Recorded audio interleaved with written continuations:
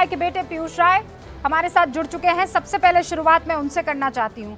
पीयूष जी, इस वक्त दो ऐसे चेहरे हैं जो इस डिबेट में आपके साथ शरीक हैं, जो ये मानते हैं कि ये हत्या है, मौत नहीं है। जी रूबिका जी नमस्कार। आपके चैनल के माध्यम से आपने मुझे बताया कि ऐसे दो लोग हैं जो इसको मौत की श्रेणी में ला रहे हैं। देखिए, ये निश्चित तौर से एक जांच का विषय है। पोस्टमार्टम की रिपोर्ट अभी कुछ देर में आई जाएगी। न्यायिक जांच भी दी जा चुकी है और जहां तक मेरा मानना है कि ऐसे ही एक आवेदन हम लोगों ने 2005 में आदरणीय मुलायम सिंह यादव जी से भी रखी थी, जिसपे उन्होंने सरासर ऐसी जांच कराने के लिए मना कर दिया था। उस समय के तत्कालीन मुख्यमंत्री थे आदरणीय मुलायम सिंह यादव जी, और उन्होंने मना कर दिया था किसी भी न्यायिक जांच को देने के लिए। तो ये देखिए, एक नियत के परिवर्तन पे मैं बात करता हूँ। राजनीतिक दलों के जो नियत रहे हैं, 2017 से पूर्व की सरकारों में जो संरक्षण दिया गया है इन माफियाओं को, उनकी नियत में क्या बदलाव है और आज की सरकार के नियत में क्या बदलाव है। न्यायिक जांच की मांगों का परिवार किया, न्यायिक जांच दे दी गई। पोस्टमार्टम की बात है, पोस्टमार्टम की रिपोर्ट अभी जैसा आप लोग बता रहे हैं कुछ देर में ही सबके सामने आ जाएगी। पोस्टमार्टम मेरे पिताजी की भी हुई थी। उस समय हम लोगों ने न्यायिक जांच के लिए मांगा, नहीं दिया गया। उस समय हम लोगों ने सीबीआई जांच के लिए मांगा, नहीं दिया गया। तो आखिर इस तरीके के राजनीति में दोहरा जो चरित्र है, अगर इन माफियाओं पे अगर हम अपने दोहरे चरित्र को दिखाते रहेंगे तो ऐसे छोटे मोटे गुंडे बड़े से बड़े माफिया बनते रहेंगे। और ये हमें आपने एक बहुत बड़ा फैक्ट यहाँ पर देश के सामने रख दिया। उसी फैक्ट्स के साथ मैं डिबेट की शुरुआत कर रही हूँ। पीयूष जी बनाए रहिएगा। अनुराग जी, न्यायिक जांच की मांग हुई, मांग पूरी कर दी गई। एक माफिया की हत्या है कि मौत है, ये आप सिर्फ इसलिए कर रहे हैं क्योंकि वोट है? रूबिका जी, आज बीजेपी के प्रवक्ता नहीं आए। हाँ। मैं तो देख रहा था कहीं बुलाया मैंने, वो नहीं आए। 4 में कहीं बीजेपी के प्रवक्ता दिखाई दे जाए। मैंने बुलाया था, वो नहीं आए। नहीं, हाँ, क्यों नहीं आए? क्योंकि मुंह छुपा रहे हैं, जवाब नहीं है ना। आज मैं अगर उनके पास सही होता तो आज चुड़ होकर बैठे होते ना। उसका जवाब दीजिए। मेरी बात होना, मेरी बात नहीं, मैं अपनी बात कर लूं ना। आपने ये काम पहले कर दिया है। आज मैं पूरी तैयारी के साथ आई हूं। अब आप बोलना नहीं, अब आप टोकने लगे। मैं टोकूंगी आपको। आप मुझे ये बताइए, मैं भी तैयारी के साथ हूं। यादव ने न्यायिक जांच की मांग की थी। कृष्णानंद राय के बेटे ने, परिवार ने, क्यों न्यायिक जांच के आदेश नहीं माने आपने? क्यों नहीं माने आपने? अब आप मान गए। अब आप सवाल हो गया। आप बता दीजिए, बीजेपी प्रवक्ता क्यों नहीं आए? सत्ता में है ना। मैं सवाल पूछ रही हूँ मुख्तार अंसारी के रिलेटेड। अगर बीजेपी प्रवक्ता है तो बता दीजिए। अंसारी के रिलेटेड आपसे सवाल पूछ रही हूँ। आप जवाब देंगे तो स्क्रीन पर रहेंगे और बीजेपी बताएगी, वो मैं नहीं बताऊंगी। जवाब दूंगा, लेकिन मेरा बीजेपी से कोई वास्ता नहीं है, लेकिन मैं सरकार से सवाल पूछती रहूंगी। अभी आपकी सरकार 2005 की क्यों नहीं न्यायिक जांच के आदेश माने मुलायम सिंह यादव ने? हाँ या ना में जवाब दीजिए। अरे आप एक बार 5 बार सवाल मत पूछिए। आप रिपीट करेंगे, मैं भी रिपीट करूंगी। इसलिए मैं कह रहा हूँ बीजेपी वाले क्यों नहीं आए। रिपीट कर रहे हैं ना, मैं वापस रिपीट करूंगी। क्योंकि हम सत्ता वालों से सवाल पूछेंगे। सत्ता को जवाब देना होगा। आप तो सत्ता की तरफ से नहीं है ना, तो आपकी जवाबदेही बनती नहीं है। आज न्यायिक जांच दिए, न्यायिक जांच के आदेश दिए कि नहीं दिए? पत्रकार की तरह आप पत्रकार हैं। मैं सवाल पूछूं, सवाल का जवाब दीजिए। जो बीजेपी आज आई नहीं है, मैं जनता सवाल का जवाब दीजिए जो मैं सवाल पूछ रही हूँ। देख लो जनता, आज अनुराग भदौरिया एक सवाल पूछिए, सवाल का जवाब दीजिए। बेशर्मी मत कीजिए, लेकिन बीजेपी बेशर्मी मत कीजिए, सवाल का जवाब दीजिए। बीजेपी ने अपना प्रवक्ता नहीं भोला। बेशर्मी मत कीजिए, सवाल का जवाब दीजिए। न्यायिक जांच के आदेश देने से क्यों आप लोग कतराए? और क्या आज की तारीख में न्यायिक जांच के आदेश दिए गए कि नहीं दिए गए? आप मुझे सिर्फ एक सवाल का जवाब दीजिए। Anurag ji, this is enough, I am not going to take it. नहीं भेजा गया। अनुराग जी, ये बहुत हो गया, मैं अब बर्दाश्त नहीं करूंगी। नहीं, दिस इज नॉट डन। नहीं, आपको लग रहा है कि लाइटली आप ये ना ड्रामा करते रहेंगे और ये ड्रामा मैं बर्दाश्त करती रहूंगी। मैं आप ये फालतू की बातें मेरे साथ मत कीजिए, बिल्कुल मत कीजिए, बिल्कुल मत कीजिए। आप क्यों टोक रही हैं? नहीं, मैं बिल्कुल मत कीजिए मेरे साथ। मैं किसी पार्टी की प्रवक्ता नहीं हूँ। आप बहुत तमीज के दायरे में रहकर मुझसे बात कीजिएगा। मैं किसी पार्टी की प्रवक्ता नहीं हूँ। खबरदार, जो आपने मेरे इंटेग्रिटी पर सवाल उठाया है, अपने गिरेबान में झांकिए, अपने गिरेबान में झांकिए।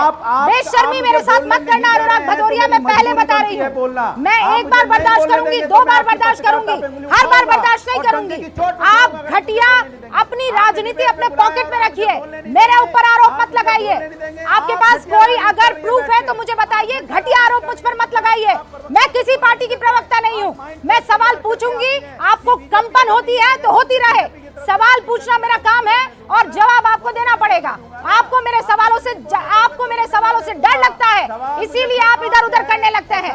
मैं फिर बता रही हूँ Anurag Bhadauria, this is the last time, वरना कोई बात नहीं, आप मेरे शो में मत आइएगा, लेकिन बार बार मेरे ऊपर इस तरीके के आरोप मत लगाइएगा। मैं बर्दाश्त नहीं करूंगी। क्लियर?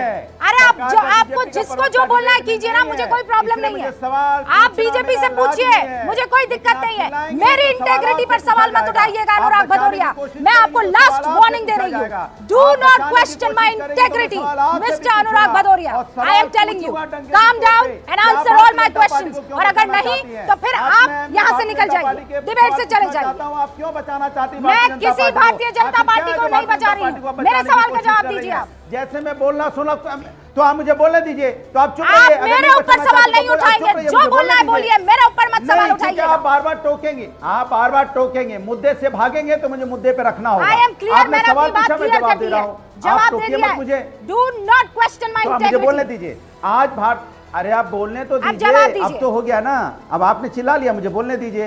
देखिए, भारतीय जनता पार्टी आज इसलिए नहीं आई है क्योंकि मैं भारतीय जनता पार्टी से पूछता कि पुष्पेंद्र यादव का इनकाउंटर हुआ था, कहां हुआ था? इसी नोएडा में।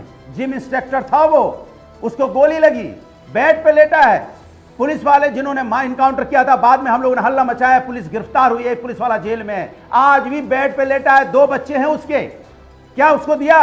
क्या मिला उसे? पूरा का पूरा परिवार बर्बाद हो गया। दूसरा बता दूं, जिसे पुष्पेंद्र यादव झांसी में जिसका इनकाउंटर हुआ, उसकी पत्नी ने बाद में आत्महत्या कर ली। कोर्ट ने न्यायिक आदेश दिए थे, जांच के आदेश दिए थे, बाद में उसकी पत्नी ने भी आत्महत्या कर ली क्योंकि न्याय नहीं मिला।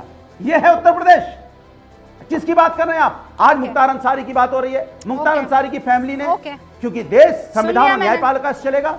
सजा कौन देगा? न्यायपालिका देगी सजा। सजा का अधिकार देने का न्यायपालिका का, कोई अन्याय करेगा उसको सजा न्यायपालिका देगी। लेकिन जब, और सुनिए प्रशासन, मेरी बात मैंने सुन ली। अनुराग जी सुनिए, अनुराग जी आपने 2 बड़े एग्जाम्पल दिए ना, मैंने सुन लिया, मेरे बाकी और मेहमान भी है। अब मैं एक बयान सुनाना चाहती हूँ, अनुराग जी को स्क्रीन पर रखिएगा, सुनिए क्या कह रहे हैं। ये खाकी वर्दी धारक है, 2005 में मशीन गन के साथ मुख्तार अंसारी को गिरफ्तार किया था। आपकी सरकार ने क्या हश्र किया था इस शख्स का, ये खुद अपनी जुबानी बोल रहे हैं। चलवाइए शैलेंद्र सिंह की बाइट। उस समय मैंने लाइट मशीन गन रिकवर की। आज तक उत्तर प्रदेश में केवल एक ही रिकवरी है, न उसके पहले कभी हुई, न 20 साल हो गया अब तक हुई है। और उस पर पोटा भी लगाया क्योंकि पोटा एग्जिस्ट करता था। तो मैंने स्टैंड लिया उसके प्रति कि नहीं, ये गलत है और ये इसको जेल जाना होगा।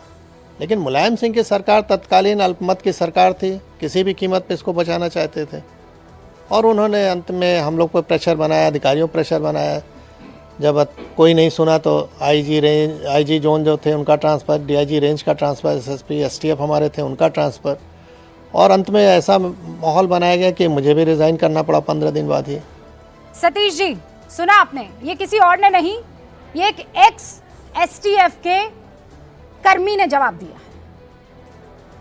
देखिए, जब अपराधियों का आप महिमा लगाते हैं, अपराधियों का जो माफिया है, और सारी सत्ता जो है, सारी पार्टियां अगर उसका वोट बैंक की दृष्टि से इस्तेमाल करती हैं, तो अपराध का जो है ना, आप अपने ढंग से उसका एक व्याख्या दे देते हैं, ऐसा मेरा मानना है। क्योंकि जो रेपिस्ट है वो भी नेता हो जाता है, जो अपराधी है वो किसी जाति का वो बहुत बड़ा हीरो हो जाता है, कोई धर्म का बहुत बड़ा हीरो हो जाता है। सवाल यहाँ पर ये नहीं है रूबिका जी, सवाल यहाँ पर दूसरा है कि इस देश में न्यायिक व्यवस्था जो अपना कार्यपालिका जो प्रशासनिक व्यवस्था है, हाँ। उसमें कोई भी सवाल खड़ा होता है विश्वसनीयता का, हाँ। तो जिस प्रकार के जांच के आदेश दिए गए वो जांच पूरी होनी चाहिए। तो जैसे ये मांग की गई कि भाई अब ऐसा तो नहीं है कि भाई जेल में संदेहास्पद दृष्टि से हुई में स्थिति में मौत हुई है, ये उनका कहना। मैं नहीं कहता कि हो सकता है वो हार्ट अटैक से मर गए हों, लेकिन इससे कोई मतलब ये दोनों दो विषय है कि एक जगह कि ये माफिया इस तरह का था, ये बहुत बड़ा अपराधी था। कि पहली बार जी ये आप बिल्कुल सही कह रहे हैं। इस देश के लोकतंत्र में, संविधान में ये तो हक सबको दिया है ना, चाहे वो कितना ही बड़ा दुर्दांत अपराधी क्यों ना हो, उसके ह्यूमन राइट को सर्वोपरि रखा जाना है। बिल्कुल, ये क्लैरिटी है। हाँ। लेकिन आप ये मान कर चले, अब तक तो जांच नहीं हुई है, जांच के आदेश तक नहीं आए थे, आपने ये मान लिया कि ये तो हत्या है। और वो भी ये तो वोट बैंक के लिए ना सतीश जी, वो भी तब देखिए, आप समझिए रमजान का टाइम, आज जुमा का दिन है, आपको उकसाना है तो कुछ नहीं करना है, 2-4 ऐसे ही ट्वीट करने, और कोई ऐसा छुटभैया टाइप का नहीं, मतलब बड़े बड़े लीडर अगर ऐसे ट्वीट रूबिका करें। इसमें क्या है ना कि लीडर बोथ साइड, मतलब दोनों तरफ के लोग हैं। एक तरफ बहुत खुशी मनाई जा रही है कि एज इफ नहीं, उनका एकदम नेचुरल ही मौत था, इसलिए वो मतलब उसका एक विक्ट्री किया जा रहा है। हाँ। दूसरे तरफ वो हत्या ही मान रहे हैं। दिक्कत इस दोनों के बीच की है। एक्सट्रीम, हाँ, एक्सट्रीम पे क्यों जा रहे हैं आप? कैसे मान लिए कि उनकी हार्ट अटैक से मौत हुई? ठीक है, अगर वो सच है तो सच है। दूसरी तरफ ये है कि आप ये कह रहे हैं कि हत्या है, तो कैसे आप कह रहे हैं, किस बिना पे कह रहे हैं? नंबर एक बात, सीधी सी बात है कि विश्वसनीयता जो भी व्यवस्था है उसकी रहनी चाहिए। इसमें अगर आप वोट बैंक की दृष्टि से आप इधर या आप उधर, दूसरी तरफ बिना कोई चीजों को समझे हुए, जाने हुए उसको आप ऐसे करते थे, ये तो ठीक नहीं है ना। देखिए ना, हम लोग क्या अपराधी क्या है, जो अपराधी एक मुख्तार अंसारी एक दुर्दांत अपराधी था। हाँ। इसमें कहीं से कोई शक नहीं है। इतनी हत्याएं, अवधेश राय, कृष्णानंद राय, पता नहीं क्या क्या वो अफसर तफसर सब है, लेकिन इसके बाद भी ये इंपॉर्टेंट है कि अगर उसकी मौत संदेहास्पद हुई है, वो एक बांदा जेल के भीतर हुई है, उनके किन एंड किथ का आरोप है, तो उसमें दूध का पानी होना चाहिए, जो आप कह रही थी पहले। ऑल राइट, ओके वारिस भाई, अब इसमें सवाल ये है कि अगर कई ऐसे लोग हैं जो कह रहे थे कि अगर मारना ही था तो 17 साल इंतजार किया जाता क्या? अगर मारना ही था तो अस्पताल में ले जाकर क्या इलाज करवाया जाता? अगर ऐसी हत्या करनी थी तो आपने भी देखी है वारिस भाई, आप तो वकील हैं पेशे से, कितने जेल में जो है कस्टडी में खत्म हो गए, अगले दिन खबर बनी, किसी को रातों रात पता नहीं चला, दफन कर दिए गए। देखिए रूबिका जी, 2-3 चीजें यहाँ पर मैं बताना चाहूंगा। सबसे पहले तो कि अख्तर अंसारी साहब का होना एक दुखद बात है, इन्ना लिल्लाहि व इन्ना इलैहि राजिऊन, और हम इस दुख की घड़ी में उनके परिवार वालों के साथ खड़े हुए हैं।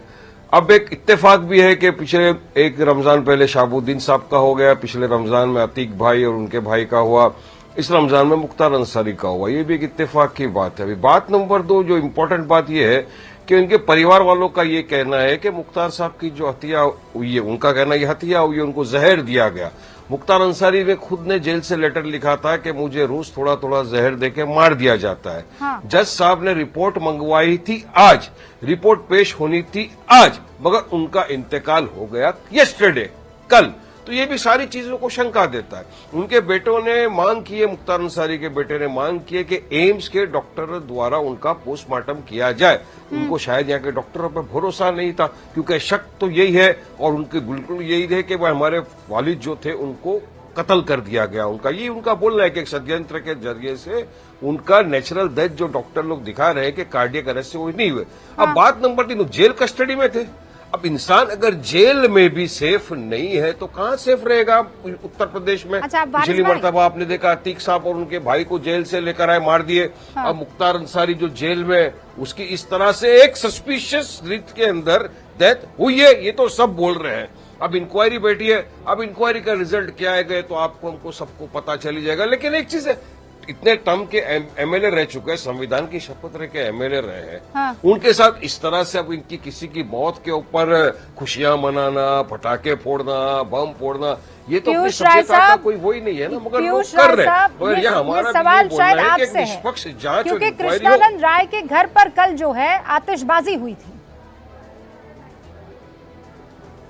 जी ये देखिए काफी जगह पे हुई है। आतिशबाजी मेरी जानकारी के मुताबिक जो वारिस हमको भाई, इनके रिपोर्ट घर मिल पे रहा भी है हुई वो तो थी। काफी जगहों के ऊपर आतिशबाजी हो रही है। लेकिन वो आतिशबाजी अच्छा, इसलिए भी उनके घर पे हुई। उनके घर पे लेकिन- भी हुई है। मैं सवाल पूछ लेती हूँ ना उनसे। हाँ पीयूष जी।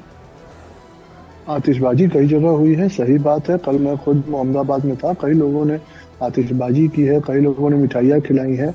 तो ये तो अभिव्यक्ति की आज़ादी है। अगर हर व्यक्ति इस